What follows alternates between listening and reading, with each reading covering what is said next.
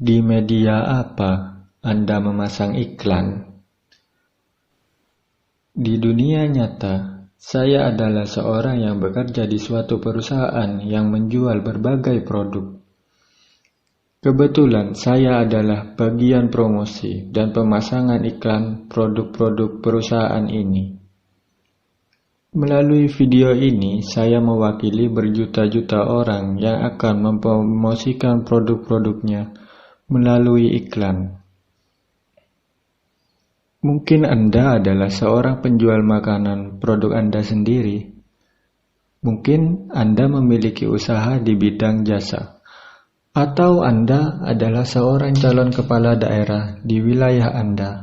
Yang pastinya, semua orang memiliki kepentingan dalam pemasangan iklan ini. Mari kita bahas media apa saja yang cocok, tepat sasaran, efisien untuk kita memasang iklan.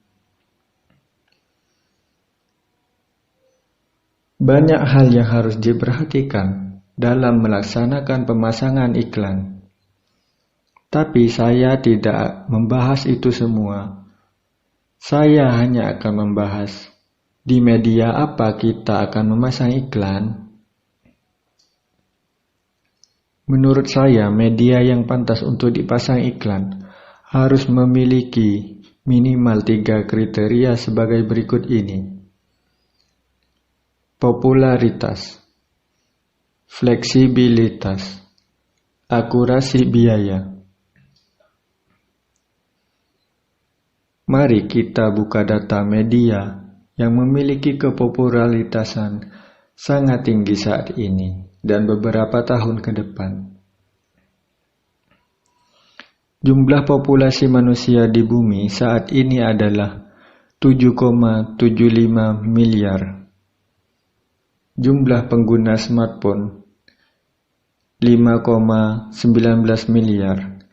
Jadi bisa disepakati bahwa media smartphone lah yang menjadi media paling populer saat ini.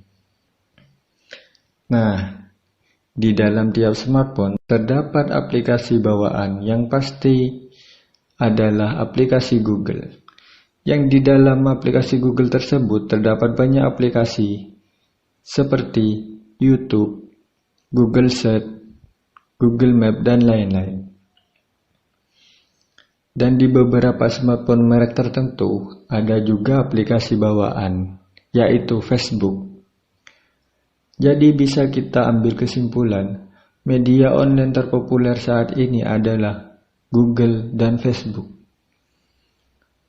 Fungsi dari sebuah iklan adalah menyampaikan informasi tentang produk tersebut. Menurut saya, media audiovisual yang cocok untuk dijadikan iklan agar pesan atau informasi tersebut sampai dan dimengerti oleh orang, daripada hanya berupa iklan sebuah gambar. Di Google ada YouTube yang menyediakan iklan audiovisual. Dilihat dari kepopulerannya, YouTube menempati peringkat teratas dalam aplikasi video terpopuler. Zaman sekarang siapa tidak mengenal YouTube?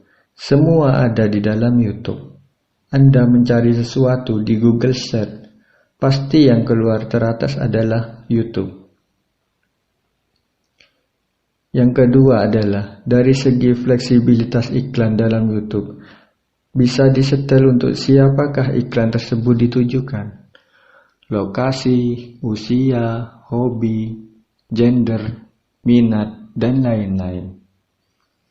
Jadi setiap iklan yang ditampilkan dan ditontonkan oleh penonton di channel YouTube sudah bisa dipastikan kemungkinan penonton yang tertarik terhadap iklan tersebut sangat tinggi, karena sesuai dengan kriteria minat penonton tersebut.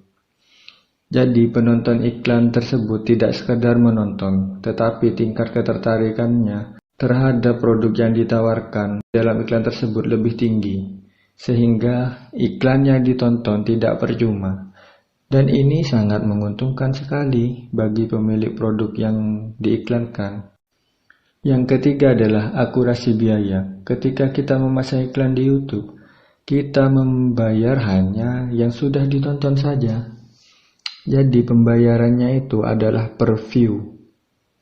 Jadi ini sangat akurat sekali terhadap pembiayaan iklan, karena sesuai dengan jumlah yang ditonton dan harganya sangat murah. Jadi si pemilik produk tidak membuang uang cuma-cuma, karena iklan benar-benar dipertontonkan kepada orang yang sesuai kriteria minat terhadap produk dalam iklan tersebut.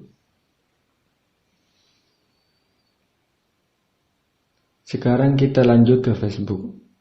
Di Facebook, iklan bisa ditampilkan melalui audiovisual juga. Dari segi kepopulerannya, Facebook merupakan media sosial populer. Tetapi, sayangnya akhir-akhir ini Facebook memiliki penilaian yang kurang baik. Karena banyak akun palsu yang dipergunakan untuk penipuan di Facebook. Sehingga seringkali kita menjumpai akun-akun bodong yang tidak diketahui pemilik akunnya sebenarnya yang mana.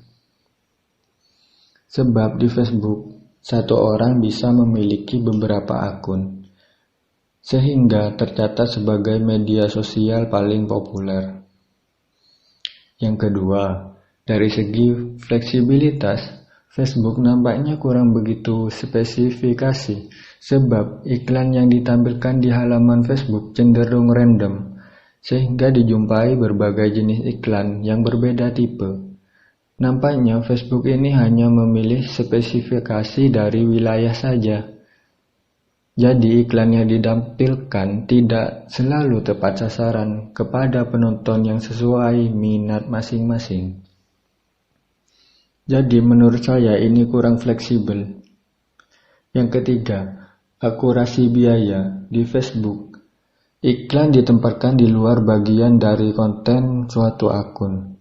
Memang berbeda dengan YouTube. Kalau YouTube, iklannya ada di dalam konten channel YouTube yang sedang ditonton, sehingga penonton dapat melihat secara otomatis dan memahami iklan tersebut. Kalau di Facebook, iklan berada di luar konten, sehingga pengguna Facebook hanya bisa melihat iklan ketika mereka menggulir halamannya. Dan biasanya video iklan memutar otomatis ketika tepat berada di tengah layar. Dan secara otomatis itu akan dihitung sebagai view dan tertagih kepada pemilik produk. Sedangkan penonton biasanya mengabaikan iklan yang memutar otomatis di laman Facebook tersebut. Dia hanya menggulirkan layar dari bawah ke atas. Ketika video iklan memutar paling tidak 2 detik, dia akan menggeser terus ke atas dan mengabaikannya, karena iklan tidak sesuai dengan minat penonton. Dan menurut saya ini tidak efisien banget dalam akurasi biaya. Kurang lebihnya seperti itulah ulasan tentang pemasangan iklan di YouTube versus Facebook. Loh, kenapa kita kok gak bahas seperti media televisi atau media reklame iklan-iklan di jalan raya?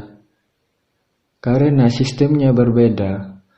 Apabila kita memasang iklan di televisi atau di jalan raya, sistem pembayarannya bukan per tonton, tetapi per periode atau waktu. Jadi kita membayar kepada televisi atau kepada dinas jalan raya, beberapa lama iklan kita tersebut dipasang. Menurut saya ini jenisnya seperti sponsor, yaitu mengeluarkan uang sesuai dengan kontrak sponsor. Dan kita pun tidak tahu iklan kita tersebut ditonton oleh berapa orang. Jadi menurut saya sistem sponsor ini tidak efisien dalam hal biaya. Sebab kita harus membayar sejumlah uang tanpa kita tahu berapa orang yang menonton iklan kita. Seperti kita memasang endorsement di Instagram. Itu sistemnya bagaikan sponsor. Seperti beberapa produk yang mensponsori di bidang olahraga, seperti sepak bola atau balapan. Itu pemilik produk tidak tahu iklannya ditonton oleh berapa orang, sebab pembayarannya menggunakan sistem kontrak, Berapa lama iklan produknya tersebut dipasang? Menurut saya, sistem sponsor ini tidak efisien dalam hal biaya. Oke, sampai di sini paham ya? Semuanya saya kembalikan kepada Anda masing-masing. Di manakah Anda akan mengiklankan produk Anda?